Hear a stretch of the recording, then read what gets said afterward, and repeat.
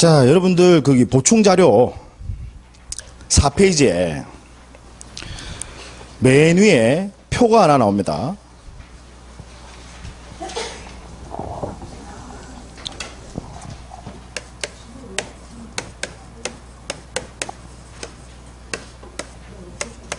보충 자료 4페이지에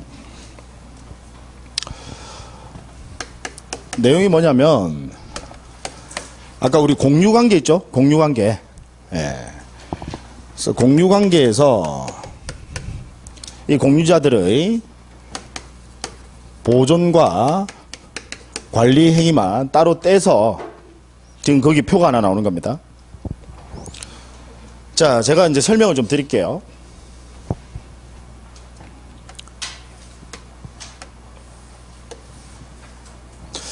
여기 어떤 X라는 하나의 토지가 있어요. 토지가 있는데 현재 갑, 을, 병 3명이 공유를 하고 있습니다. 공유. 갑은 3분의 2의 지분을 가지고요. 을은 3분의 1, 아니 3분의 1이란다. 6분의 1. 그다음 병은 6분의 1. 합이 반드시 얼마가 나와야 돼요? 1이 나와야 돼요. 1 맞죠? 예. 네. 1 맞습니다. 네. 자, 한번 생각을 해보시면, 우리 이 경우에, 일단 한번 생각을 해보죠. 가령 갑이라는 사람은요, 갑이라는 사람은, 과반수 지분권자거든요. 그죠? 예. 네. 그 다음, 을과 병, 얘들은 소수 지분권자입니다. 그죠? 예. 네. 둘이 합쳐도 절반이 안 돼. 그죠? 예. 네. 자, 그럼 우리 상식적으로 생각을 해서 만약에 이 과반수 지분권자가요. 이 과반수 지분권자가 자기가 독자적으로 관리 행위를 한다. 자.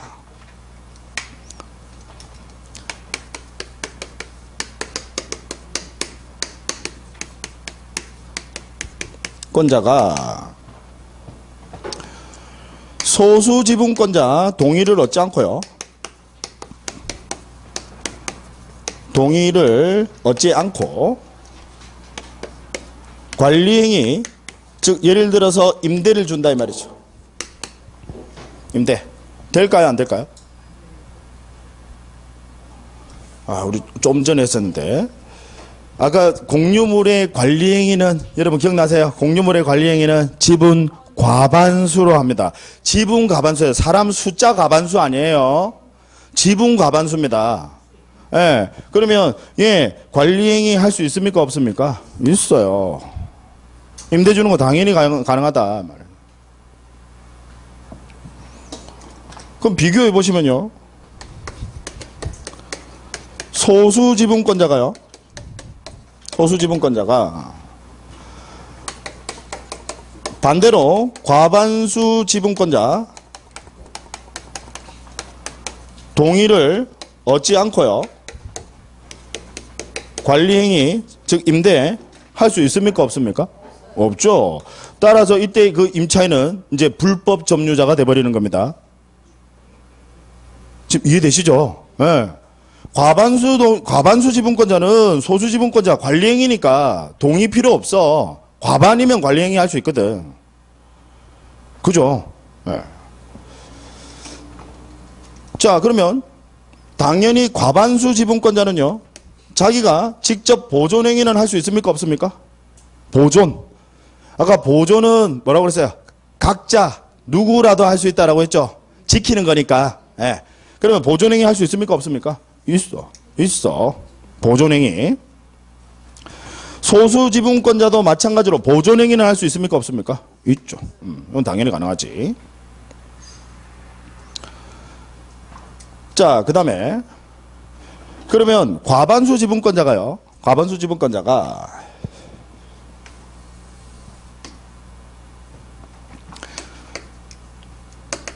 지금 소수 지분권자가 예를 들어서 자기가 점유를 합니다. 과반수 지분권자 동의를 얻지 않고요. 즉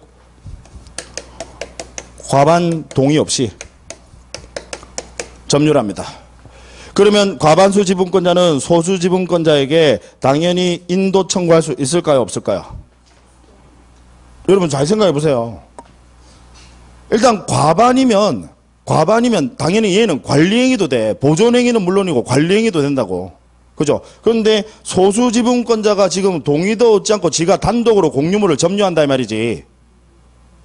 여러분이 지금 과반 지분권자라고 한번 생각해보세요. 감정이입해 보세요. 여러분이 지금 과반이야. 근데 내 허락도 없이 얘가 지금 단독으로 점유를 하네? 될까요? 안 될까요? 안 돼요. 안 되니까 당연히 인도 청구할 수 있습니까? 없습니까? 있지.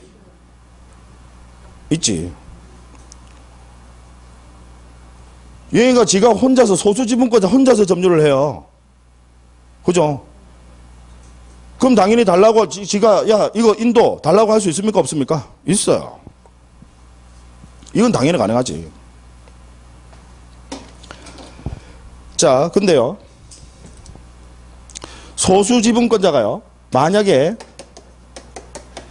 과반수 지분권자가 점유를 합니다. 여러분 지금 점유라는 게요. 이 점유라는 게 단순한 그냥 관리 행위일 뿐입니다. 내가 점유를 지금 공유물을 처분하는 게 아니에요. 아까 제가 이 공유물의 보존, 공유물의 관리, 그 다음에 공유물의 처분이거든. 처분은 쉽게 말해서 판다 이 말이에요. 그거는 전원 동의 얻어야지. 근데 보존과 관리는 이 과반수 지분권자는 할 수 있습니까? 없습니까? 있지. 과반수 지분권자는. 보존과 관리는. 따라서 만약에 과반수 지분권자가 점유를 합니다. 즉 소수 지분권자 동의 얻지 않고요. 그러면 이 경우에 지금 소수 지분권자가요. 야, 지금 요 소수 지분권자가 너 내한테 내놔. 인도 청구할 수 있을까요? 없을까요? 없지. 그죠? 과반수 지분권자는 지금 소수 지분권자가 지금 점유를 한다면 동의도 얻지 않고, 지 동의도 얻지 않고 점유한다. 그러면 왜 지금 관리 행위를 할 수 있는 사람은 지금 여기 사례에서 누구예요? 그러면 을이나 또는 병이 내 허락도 없이 지가 함부로 점유하더라. 그러면 인도 청구할 수 있습니까? 없습니까? 있어. 이때는 가능하지, 갑이. 근데 예를 들어서 지금 을이라는 사람이 지금 갑이 점유를 하는데 갑이 지금 점유를 해요. 그럼 얘는 관리행위 할 수 있는 사람이거든. 그럼 얘가 야 내한테 줘. 인도 청구할 수 있습니까? 없습니까? 없어. 그건 안 돼. 다만 법은 항상 공평이거든요. 인도 청구는 안 돼. 그죠? 근데 얘가 지금 점유를 하면서 만약에 지가 혼자서 사용수익을 한다. 점유를 하면서 사용수익을 한다. 여러분 기억나세요? 아까 사용수익은 과반수 지분권자가 지가 혼자서 사용수익하는 거예요? 아니면 지분비율대로 하는 거예요? 지분비율대로 하는 거다. 그죠? 지분비율. 따라서 예를 들어서 사용수익이 100인이라면 지금 얘 3분의 2 제하고 나머지는 부당이득 반환 청구할 수 있을까요? 없을까요? 있지. 그건 가능해. 그게 공평이지. 과반수 지분권자에게 인도 청구는 못해. 그죠? 달라고 하지는 못한다 이 말이지. 다만 그 사용수익을 지가 혼자서 독점적으로 누린다라면 우리 사용수익은 지분비율대로 하도록 돼 있는데 그럼 그 지분비율을 초과하는 부분은 당연히 부당이득으로 반환 청구할 수 있다 이 말이지. 그게 공평한 거다. 그죠?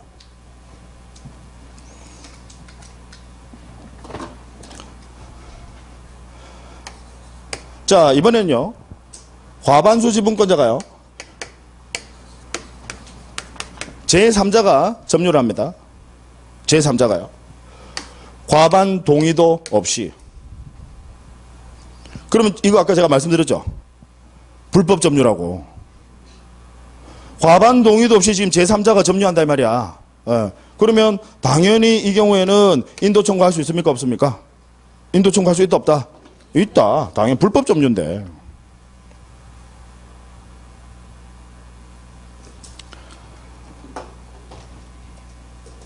그 다음 자 소수지분권자가요. 이제 얘를 조금 생각해 보세요. 소수지분권자가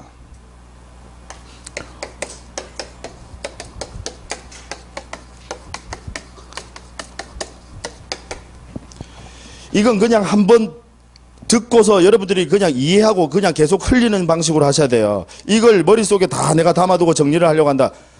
쓰러집니다. 그렇게 못해요. 그냥 듣고서 그냥 바로 이해만 쭉쭉 그냥 이해만 하시면 됩니다. 그리고 계속 앞으로 이제 문제 풀면서 이 부분 나오면 이제 여러분들이 그때 생각하시면서 정리해 나가시면 됩니다. 그러니까 문제를 풀면서 역으로 하셔야 되지. 이걸 모든 걸 다 전부 케이스 바이 케이스로 전부 다 정리를 해가지고 문제를 푼다? 큰일 납니다. 못해요. 그렇게는. 가끔씩 꼼꼼하신 분들이 그런 생각을 하세요. 그래서 문제도 안 풀어. 계속해서 책만 읽어. 기본서 100번 읽습니다. 문제 풀어도 안 풀려요. 100번 읽어도 안 풀립니다. 제가 장담합니다. 뭔가 기본적으로 정리가 돼야 될 것은 정리를 하고 그러고 문제를 풀면서 역으로 다시 하셔야 되는 거예요. 그게 이제 공부 방법입니다. 특히 객관식 시험은요. 자, 만약에 다른 소수 지분권자가 점유를 합니다. 점유합니다. 역시 누구의 동의도 받지 않고요. 즉 무슨 이야기냐. 가령 병이라는 사람이 점유를 한단 말이죠. 누구 동의 없이. 갑의 동의를 얻으면 가능할 수 있겠죠. 근데 아무 동의도 없이 얘 점유를 해. 그러면 을이라는 애가 한번 생각해 보세요. 병이 지금 점유를 해. 아무 동의 얻지 않고. 그럼 을이라는 애가 야 이거 내한테 줘라고 할 수 있을까? 이때 을이라는 애가 인도 청구할 수 있겠느냐 이 말입니다. 자 이제 요 부분이 이제 요 부분만 좀 신경 쓰시면 돼요. 잘 생각해 보자고. 여러분 지금 병이라는 사람이 아무 동의도 없이 지가 혼자서 점유를 해. 그러면 여기 을이라는 사람 갑은 내한테 야 인도 청구할 수 있어 없어요? 있어. 갑은 가능하지. 왜? 얘는 관리할 수 있는 관리권자니까. 과반이니까. 근데 을이라는 애가 야 이거 내한테 줘. 그러면 지가 점유하는 건데 그럼 똑같이 불법이 형성되는 건 마찬가지인데. 지금 무슨 이야기인지 아시겠어요? 네. 자 따라서 이때는 이 소수지분권자가 다른 소수지분권자가 혼자서 동의도 얻지 않고 점유를 한다라고 하면 이 소수지분권자가 이 다른 소수지분권자에게 인도를 청구할 수 있을까? 그건 안 돼. 얘가 이제 시험에 집중적으로 물어봐요. 이거. 소수지분권자는 다른 소수지분권자에게 인도 청구를 못 한다는 거. 이제 요게 핵심입니다. 다른 거 여러분 다 놔두더라도 얘만 좀 기억해 주시자고.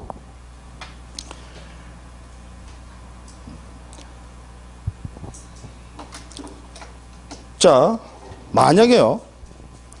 소수지분권자가요. 이제 이게 마지막입니다, 여러분. 소수지분권자가 제3자가 점유를 해요. 제3자가 점유를 하는데 문제는 역시 아무런 동의를 얻지 않고 한다. 그러면 이 경우에는 인도 청구할 수 있느냐? 자, 잘 보세요. 지금 갑을병이 이렇게 공동 소유를 하고 있습니다. 공유관계 있어요. 근데 아무런 동의도 얻지 않고 정의라는 애가 여기에 지금 불법 점유를 한다 이 말이지. 그러면 이 경우에는 소수지분권자인 을이나 병 중에서 갑은 당연하고 갑은 당연히 인도 청구 가능하고 을이나 병 중에서도 야 일단 너 내한테 줘 라고 할 수 있을까요 없을까요? 있어요. 이건 가능하다. 왜? 얘는 지금 보세요. 얘는 관리행위입니까? 보존행위입니까? 여러분 잘 보세요. 지금 제3자가 점유를 하는 거야. 이건 관리행위야 아니면 보존행위예요? 보존행위입니다. 그럼 보존행위는 아까 각자 할 수 있다 기억나십니까? 예. 그러니까 이거는 가능하다면 얘는 보존행위니까.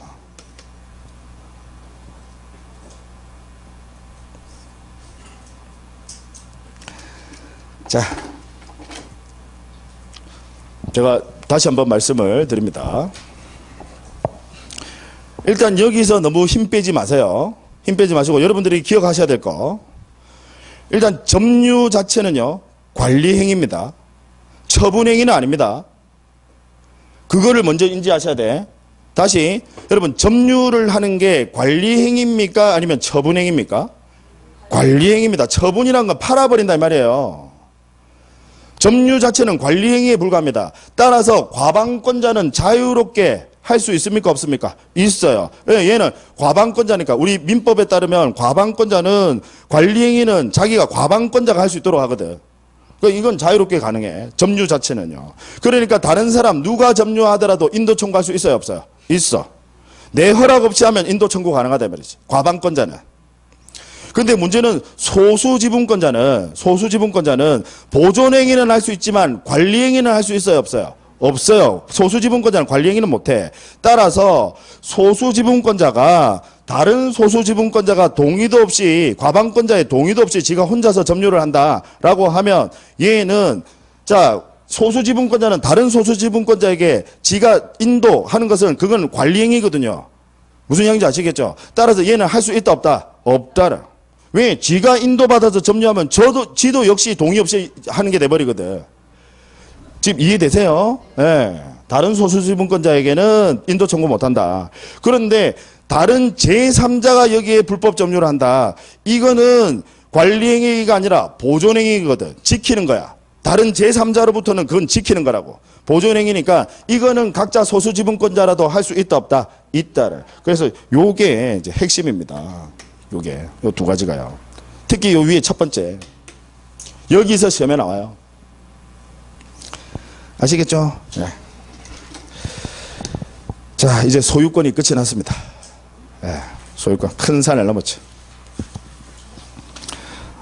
너무 좋아하지 마시고, 지상권 좀 앞부분까지는 좀 해야, 그래야 이제 토요일 날 여러분들이 정상적으로 집에 가시지. 그죠? 지금 표정 보니까 이제 그만하시자는. 네.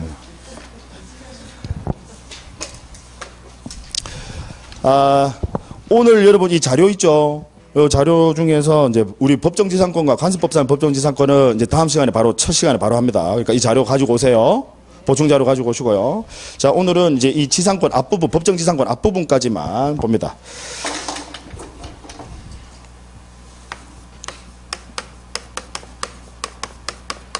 지상권.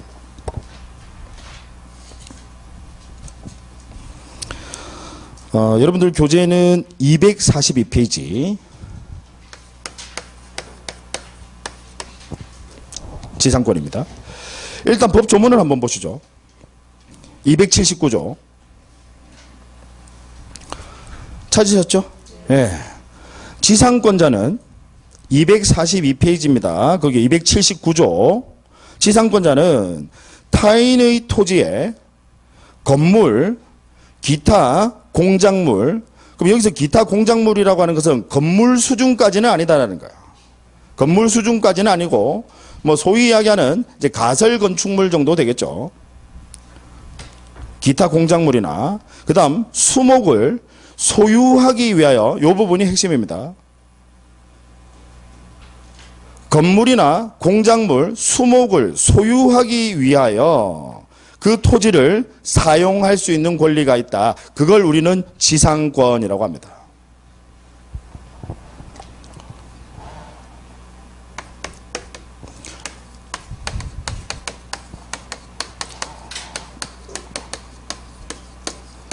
자, 그럼 먼저 우리 지상권의 성립 요건입니다. 성립 요건은 건물이나 공작물, 그 다음 또 뭐? 수목을 오로지 뭐 하기 위해서? 소유하기 위해서. 따라서 여러분 지상권은요, 이제 요거 아셔야 돼요.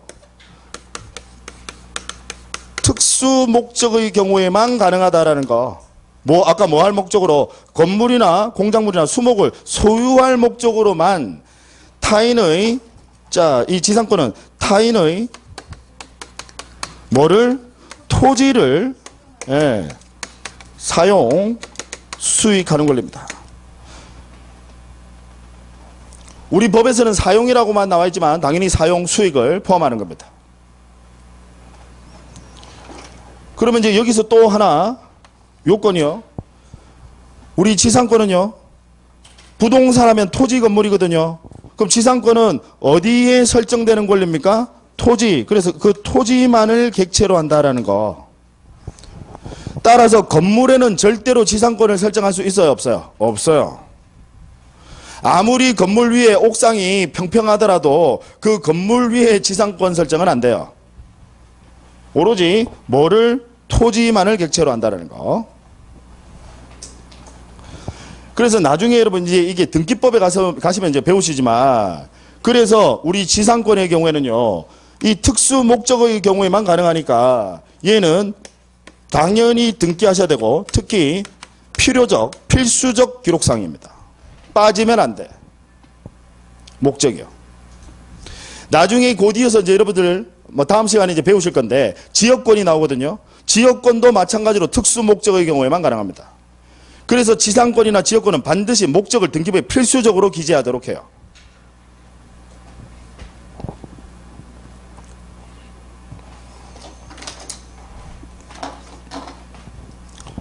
그 다음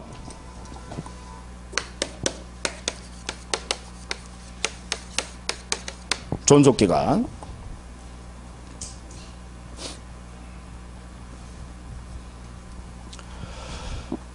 자, 우리 지상권은요, 건물이나 공작물, 수목을 소유할 목적으로 타인의 토지를 이용하는 거거든요. 예, 그러니까 이게 핵심이다라는 거예요. 그러면 건물 중에서도요, 이제 나누는 거야. 견고한 건물. 왜 뭐 철근 콘크리트 구조라든지 아니면 뭐 목조라든지 막 벽돌조라든지 아주 튼튼한 건물들 있잖아요. 이 견고한 건물과 수목을 소유하기 위해서는 최단 존속 기간을 둡니다. 최단. 몇 년 이상 돼야 되느냐? 몇 년 이상? 30년 이상이라는 최단 존속 기간을 둡니다. 최단. 이 이상은 돼야 된다 이 말이지. 생각해 보세요. 타인 토지 빌려가지고 그 위에다 내가 건물 지어서 내가 건물 소유할 거거든. 그러면 이 기간을 너무 짧게 하면요, 이건 사회적인 비용 낭비입니다.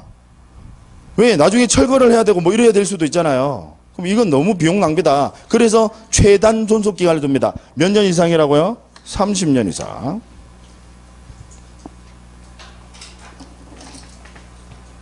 그 다음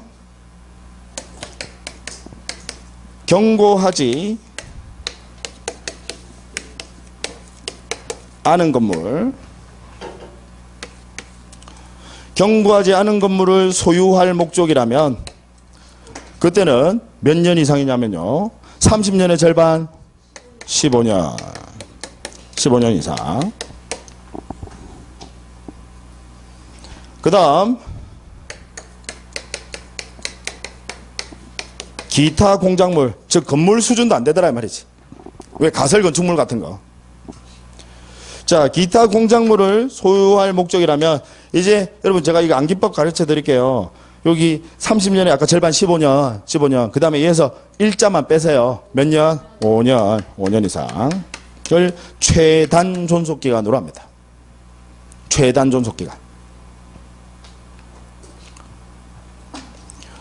만약에 당사자들 사이에, 강행 규정입니다. 당사자들 사이에, 왜냐하면 사회적 비용 낭비 때문에 그래요. 강행 규정입니다.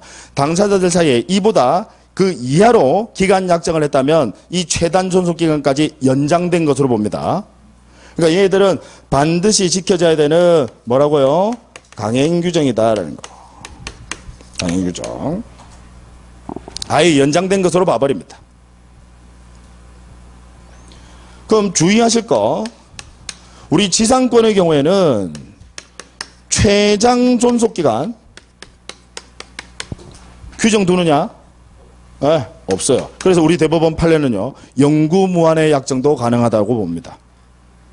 최장 존속기간에 관한 제한은 없다라는 거. 오로지 최단 존속기간만 제한을 둡니다. 사회적 비용 낭비 때문에요.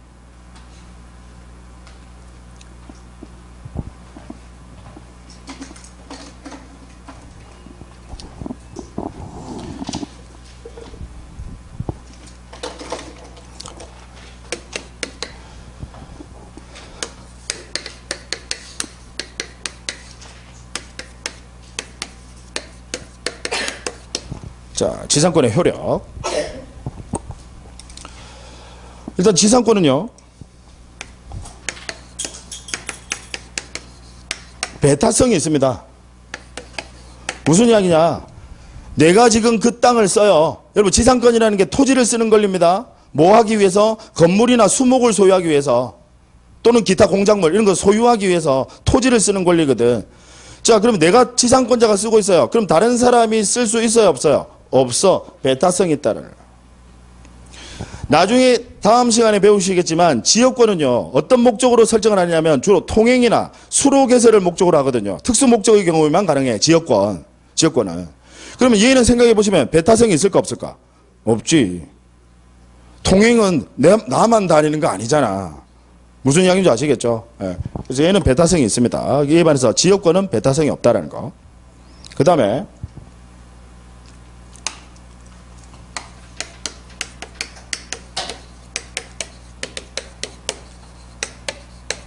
지상물 매수 청구권인데, 잘 생각해 보자고요. 먼저 지상권 설정자.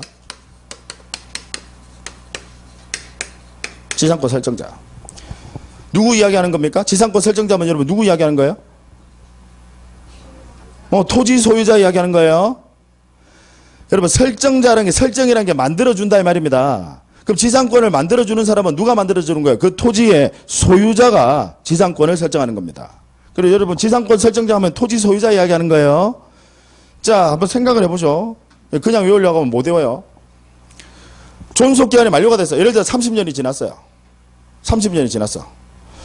그런데 굳이 이 지상권자가 건물 소유자잖아요. 그 건물 소유자가 굳이 이걸 철거하겠대. 근데 지상권 설정자 입장에서 봤을 때 아니 이거 뭐 어차피 철거해봐야 뭐 고물값 정도밖에 안 될 것 같은데 그냥 이거 나한테 팔아. 지상권 설정자가 내가 적당한 가격 줄 테니까. 물론 또 가격이 협상이 이루어지지 않으면 소송을 하겠죠. 자, 지상권자가 지상물 매수 청구 상식적으로 생각해 보세요. 할 수 있을까 없을까? 있지. 네, 당연히 매수 청구 가능합니다. 너 나한테 팔아 이 말이지. 그럼 이번에는 반대로요. 지상권자. 자, 이 지상권자가 누구냐면 이제 건물 소유자입니다. 아시겠죠? 지상권자는 아까 지상권 설정자는 토지 소유자. 지상권자가 건물 소유자. 그래서 건물 소유권도 가지고 지상권도 가지고. 그럼 그 중에서 어느 게 아까 주된 권리? 건물 소유권이 주된 권리고 이 지상권은 종된 권리. 아까 주물 종물 했잖아요. 예. 그럼 이 지상권자는 결국 건물 소유자입니다. 그럼 얘는 어떻게 하느냐? 만약에 30년이 됐어요. 그러면 일단 이 지상권자는 이 건물을 더 쓰고 싶어. 그럼 어떻게 할까요, 여러분? 나 더 쓰고 싶어. 지금 30년인데 됐어. 근데 건물 더 쓰고 싶으면 여러분이 지상권자예요. 건물 소유자입니다. 어떻게 해? 기간 연장. 즉 그게 뭐냐면 갱신 청구입니다. 그래서 지상권자는 먼저 갱신 청구부터 합니다.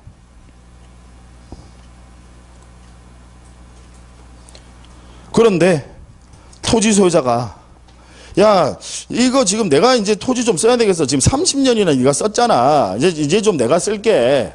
그래서 갱신 청구를 거절을 하게 되면요. 그러면 우리 지상권자는 갱신 청구부터 하고 그 다음에 거절을 하게 되면 이제 지상권 설정자가 안 한대. 그러면 야, 내 건물 그냥 적당한 가격에 사가세요라고 할 수 있을까요, 없을까요? 있어요. 그래서 얘도 매수 청구 건 역시 인정한다 이 말이지. 그러면 요 부분도 우리 지상권 파트에서는 요 부분도 시험에 비교적 잘 출제가 됩니다. 왜? 헷갈리거든. 잘 보세요. 지상권 설정자는 갱신 청구권을 전제 조건으로 하는 겁니까? 아니면 직접 바로 매수 청구하는 겁니까? 직접 바로 매수 청구하는 거예요. 지상권 설정자는 야 그냥 이제 존속기한이 만료가 됐어. 계약기간 끝났는데 굳이 얘가 철거하려고 하는 거야. 지상권자가 이제 안 하려고 하는 거지. 야 그러면 이거 그냥 나한테 팔아. 매수 청구 바로 가능합니다. 근데 이에 반해서 지상권자는 먼저 뭐부터 하셔야 돼? 갱신 청구부터 하셔야 돼. 지금 나 이 철거할 마음 없는 거야. 지상권자가 지금 철거할 마음 없는 거예요. 그러면 일단 뭐부터요? 갱신 청구부터 하시고, 그러고 갱신 청구를 했는데 만약에 거절을 한다? 그때 뭐 하는 거예요? 매수 청구 사가라 이 말이지. 아시겠죠? 네. 지상권 설정자는 바로 매수 청구할 수 있고, 그 다음 지상권자는 지금 철거할 마음 없어. 그럼 지가 더 쓰겠다라는 거잖아요. 따라서 뭐부터 하시라고? 갱신 청구하시고, 만약에 갱신 청구를 지상권 설정자가 거절을 하신다면, 그때는 매수 청구한다 이 말이에요.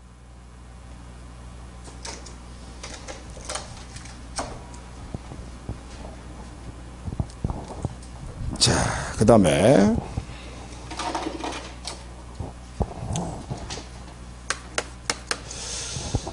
우리 이제 관습상의 지상권 중에서요,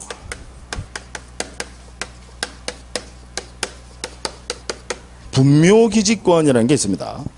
분묘기지권. 말 그대로 이제 분묘가 먼저 나실 거고, 묘, 무덤. 그 다음 기지라는 것은 그 묘가 있는 그 기초되는 땅이다 이 말이에요. 그 땅을 이용할 수 있는 권리. 왜? 묘를 쓰려면, 묘를 설치를 하려면 당연히 그 땅에 대한 권리가 있어야 되잖아. 그죠?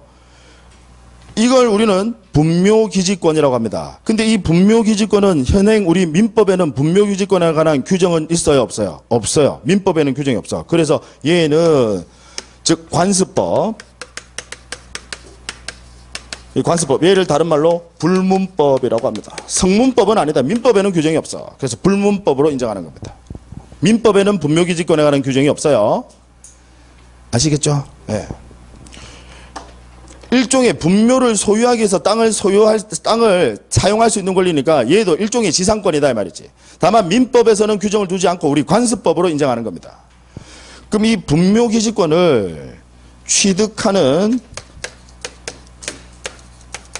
유형이요, 세 가지가 있습니다. 먼저 첫 번째가요, 승낙형이라고 하죠. 승낙을 받는다 이 말이지. 누구 승낙 받는 거죠? 누구 승낙? 토지 소유자. 토지 소유자 승낙을 받아서 분묘를 설치하게 되면 그때는 분묘기지권을 인정합니다. 너무나도 당연하다 그죠? 승낙을 받았으니까. 그 다음에 두 번째가요, 양도형이라고 합니다. 무슨 이야기냐? 이런 경우 종종 있어요. 예를 들어서 어떤 X라는 토지가 있어요. 여기에 조그만 분묘를 하나 설치를 했습니다. 심지어 보면 여기 중간에 이렇게 딱, 왜 이제 분묘, 내가 어차피 토지 소유자니까, 지금 내가 토지 소유자니까 제일 왜 볕 잘 들어오고 막 이거 뭐 따지시는 분들 엄청 따지시더라고요. 막 풍수 지리 뭐 다 보시고 뭐. 만약 여기 분묘를 설치했어. 자, 지금 이분이 가령 토지 소유자가, 지금 토지 소유자가 갑입니다. 이분이 토지 소유자입니다. 소유자가 다른 사람 을에게 소유권을 처분, 즉 매매를 합니다. 분묘에 관해서는 아무런 특약이 없어요. 뭐 분묘를 철거하겠다라는 이런 특약이 없어. 그러면 여러분 생각해 보세요. 우리 관습법상으로, 관습법에서 우리 조상님들은요, 분묘 엄청 중요하게 여기거든요. 따라서 이 경우에 당연히 토지를 다른 사람에게 매매를 했어요. 다른 사람에게 매매를 하면 이 토지 소유자는 분묘 철거에 대한 특약이 없다라면 이 분묘는 여전히 여기에 존재하는 것으로 생각을 하고 아마 매매 대금도 전부 다 책정을 했을 거예요. 그죠? 서로 철거 특약이 없다라면. 그래서 이런 경우에는 역시 분묘기지권을 인정합니다. 다만 이제 우리 분묘기지권은 우리 판례에 따르면요, 이 분묘를 제사를 하기 위해서 최소한의 공간만을 인정합니다. 보통 한 이 실무상으로 보면 한 20평, 30평 뭐 그 정도 돼요. 어쨌든 양도형이 있고요. 그 다음 세 번째가요,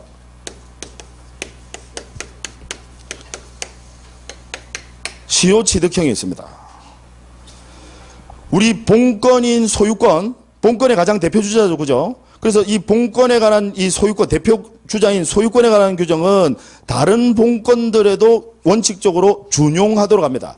그래서 제가 여러분 기억나세요? 왜 우리 소유권에 의한 물권적 청구권, 점유권에 의한 물권적 청구권 지난 시간에 보면서 점유권은 본권이 아니에요.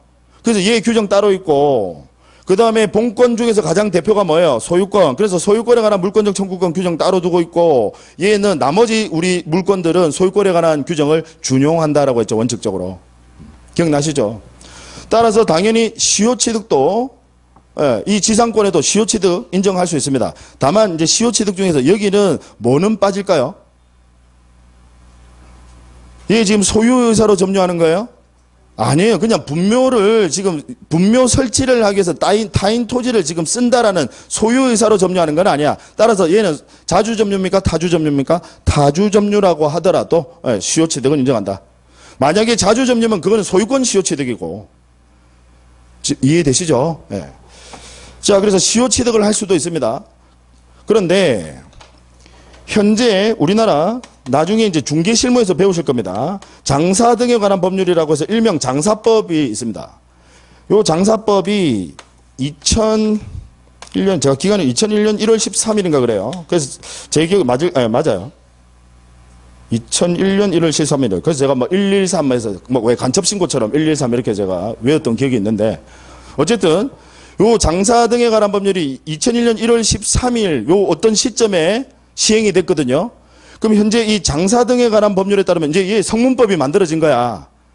만들어져서 이제는 시효취득 이 이후에 분묘를 설치하는 사람은 시효취득으로는 분묘 기지권을 가질 수 있습니까? 없습니까? 없어요. 이 법에서 못하게 막아요. 이제 시효취득은 안 되도록. 다만 이 법 시행 이전에 분묘를 설치하신 분은 시효취득이 가능할 수 있고요. 요 이후에 분묘를 설치하는 분은 시효취득형은 안 돼요. 이제 뭐만 된다고요? 승낙형과 양도형만 가능합니다. 자, 다시 승낙을 받았다? 그럼 승낙을 받으면 당연히 분묘기지권 인정할 수 있고요. 분묘 설치를 위해서 토지 소유자에게 승낙받았다 이 말이야. 그럼 분묘기지권 인정하고. 그 다음 양도형은 원래 토지가 내가 소유자였는데 이걸 다른 사람에게 팔아. 근데 분묘 철거에 관한 특약이 없는 거예요. 그러면 되도록이면 우리 분묘는 중요한 거거든. 그래서 이 분묘 기지권은 당연히 인정을 시킵니다. 법에서. 우리 관습법에서요. 아시겠죠? 예. 그 다음에 분묘 기지권도 시효취득은 할 수 있지만 현재 장사 등에 관한 법률 시행 이후에 이제 요 기간이 이게 중요한 게 아니라 장사 등에 관한 법률 시행 이후에 분묘를 설치하는 경우에는 이제 시효취득은 된다 되지 않는다 되지 않는다는 거. 되셨죠? 자, 교재 통해서 몇 가지만 체크하고 마치도록 합니다.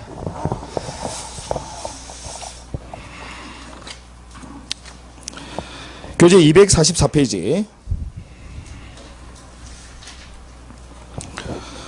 244페이지. 거기 280조 보셨죠? 맨 위에 280조. 찾으셨나요?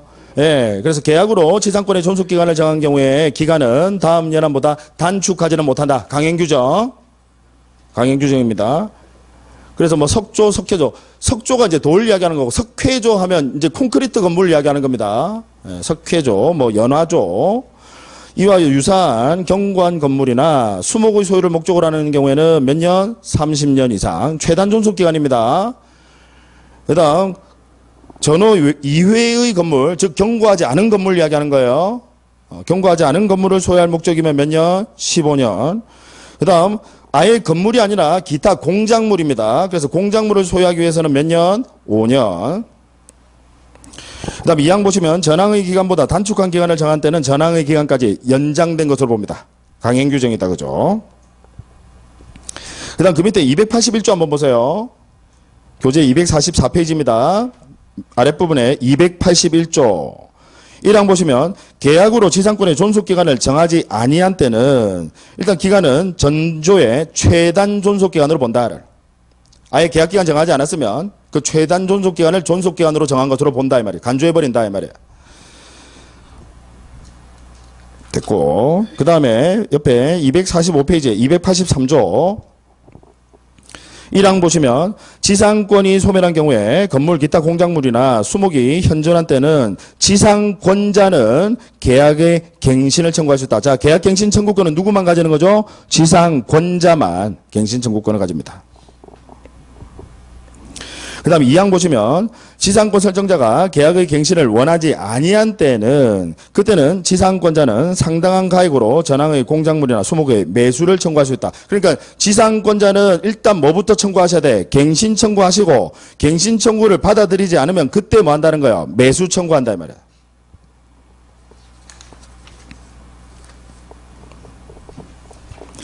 그 다음 페이지 넘어가 보세요. 247페이지. 247페이지. 맨 위에 286조 찾으셨나요? 예.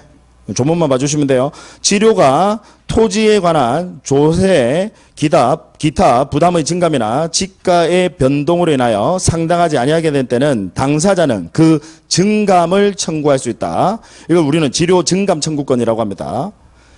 여러분 증감이 뭐냐면 증액과 감액을 이야기하는 겁니다. 그러면 상식적으로 증액은 누가 청구할까? 증액은 지상권 설정자입니까? 지상권자입니까? 아니 지상권자가 미치지 않고서야 지가 증액 청구를 하진 않겠지. 누가? 지상권 설정자가 청구하는 거. 증액은. 감액은 누가 청구하는 걸까요? 지상권자가 청구하겠죠. 그래서 증액이나 또는 감액, 증액만 청구할 수 있는 거 아닙니다. 증액이나 감액도 청구할 수 있다. 그 다음 그 밑에 287조 봅니다. 지상권자가 자 2년 이상 줄 거놓으세요. 2년. 나중에 이제 임대차 가면 배우시겠지만 임대차는 2기라고 돼 있습니다. 2년이 아니라 2기, 두 번이다 이 말이지. 근데 지상권은 2기가 아니라 뭐예요? 2년입니다. 왜? 지상권은 함부로 소멸 청구를 하게 되면 이 견고한 건물들 전부 다 철거를 해야 되는 문제가 발생한다고. 예, 그러니까 얘는 시간을 많이 주는 거죠. 2기가 아니라 뭐예요? 2년. 그래서 2년 이상 치료를 지급하지 아니한 때는 지상권 설정자는 지상권의 소멸을 청구할 수 있다는 거. 지상권자가 2년간 치료 안 준다 이 말이지. 그러면 소멸 청구할 수 있다. 그럼 소멸 청구하는 경우는 당연히 매수 청구할 수 있습니까? 없습니까? 없어요. 그때는 안 돼. 지가 제대로 이행하지 않았으니까. 그럼 지상권자 입장에서 봤을 때는 얘가 치료 안 주면 감사하겠죠. 안 주면 그죠. 요즘은 임대인들도요, 임차인들이 차임 안 주면요, 달라는 소리 안 해요. 심지어 일부러 안 받으려고 도망 다니는 임대인도 있어요, 진짜로. 왜? 상가 같은 경우에는 갱신 요구권이 있는데 얘는 우리 법에서 몇 년간 보장을 해주냐면 10년간, 최소 10년간을 보장을 해줘요. 임차인들이 계속 갱신 요구를 할 수 있어. 상가는요, 아까 몇 년이라고요? 10년이나. 그러면 제일 편하게 내보낼 수 있는 방법이 뭐냐? 월세 안 주면, 차임 지급 안 하면, 그래서 상가는, 그래서 이제 몇 기냐면 3기입니다. 아까 우리 민법에서는 임대차가 2기거든요. 그래서 주택도 2기인데 상가만 3기로 해요. 왜냐하면 상가는 이 해지 청구해버리면, 해지 통과해버리면 상가 같은 경우 권리금하고 그게 상당히 있거든요. 그래서 이 시간을 좀 더 주지, 3기. 그럼 3기만 딱 되면, 약간 쓸데없는 이야기이긴 한데, 아니, 쓸데없진 않죠. 이거 또 나중에 해야 되는 부분인데. 지금 진도와는 직접적으로 관련은 없지만, 3기만 밀리면요, 차임액이 3기거든요. 3기에 달하도록이라고 돼 있어. 그래서 3기만 밀리면, 그러면 이미 해지 청구권은 발생해. 나중에 언제라도 지 마음 내킬 때 그때 해지 통과하시면 돼. 그러니까 이 상가 주인들이 진짜로 그래요. 차임 밀리잖아요. 달라 소리 안 해요, 요즘은. 근데 우리 지상권은 아까 뭐 3기, 2기 아닙니다. 몇 년? 2년. 자, 마지막입니다. 248페이지에 285조. 285조 찾으셨죠? 자, 1항 지상권이 소멸한 때는 지상권자는 건물, 기타 공작물이나 수목을 수거하여 토지를 원상에 회복해야 된다. 원칙적으로 원상 회복 의무 있습니다. 누가 원상 회복 의무를 진다고요? 지상권자가. 지가 썼으니까 원상 회복하라 이 말이지. 그다음에 2항 보시면 전항의 경우에 지상권 설정자가 상당한 가액을 제공하여 그 공작물이나 수목의 매수를 청구할 때는 지상권자는 정당한 이유 없이는 거절하지 못한다. 즉 지상권 설정자에게도 매수 청구권 인정한다 이 말이지. 다만 이때는 갱신 청구 선행합니까? 선행하지 않습니까? 선행하지 않아요. 바로 매수 청구 가능하다 이 말이에요. 굳이 지상권자가 철거해서 건물 철거하려고 하면 야 이거 그냥 나한테 팔아. 매수 청구 가능하다라는 겁니다. 아시겠죠? 네. 자 여기까지 하시고 다음 시간에 이제 법정지상권 관습법상의 법정지상권 해서 지상권 마무리하고 바로 지역권으로 또 들어갑니다. 자 고생 많으셨습니다. 복습 부탁드립니다. 수고하셨습니다.